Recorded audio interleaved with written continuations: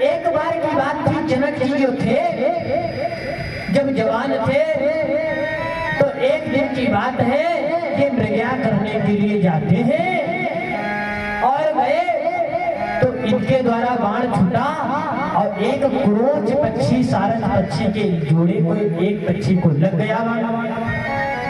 अब सारस पक्षी की आदत होती है, अगर जोड़ी का एक मर जाएगा दूसरा अपने आप पटक पटक करके चोंच मर जाएगा। जैसे महाराज जनक ने तीर चलाया, एक सारस पक्षी मरा, दूसरा जैसे देखा तो महाराज जनक जी को श्राप दे दिया कि क्रोची ने श्राप दियो ऋषियाई, सिंहासन तेरे छाव हुई जाए। क्रोच पक्षी ने श्राप दे दिया, आज के बाद तुम्हारा सिंहासन जो है वो टेढ़ा हो जाएगा। अब क्या है, वो भी मर गई, इतना कह करके श्राप लग गया जनक जी को। अब जनक जी विचार करते हैं हम क्या करें जिससे हमारा सिंहासन सीधा हो जाए। तो किसी विद्वान ने इनसे कहा, अगर कोई पतिव्रता नारी इसमें अपना पैर लगा दे सिंहासन में तो तुम्हारा सिंहासन सीधा हो जाएगा। तो इनके नर नारी जो इनके राज्य के थे कहते, महाराज अपनी सुनैना मैया से कहो पैर लगाए, वो तो आपकी धर्मपत्नी पतिव्रता होंगी।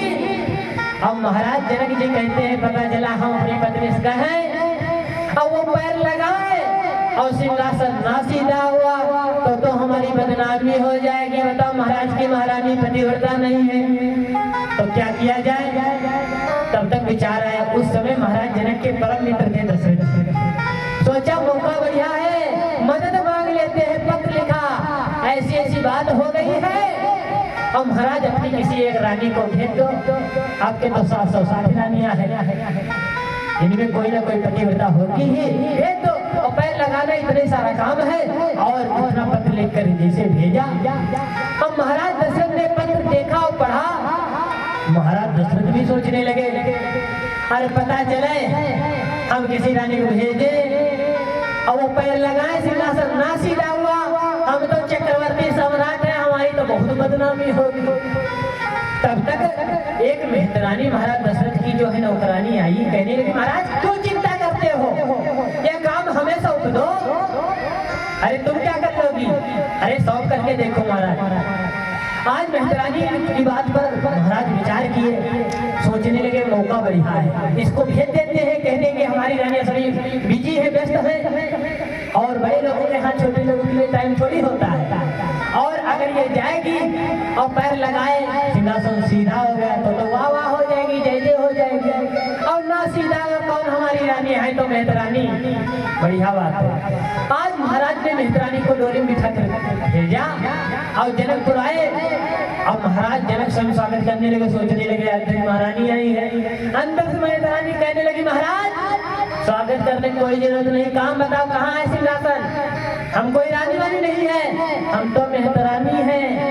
अब क्या है, महाराज जनक उसको ले गए और जैसे सिंहासन पर पैर लगाया, सिंहासन सीधा हो गया।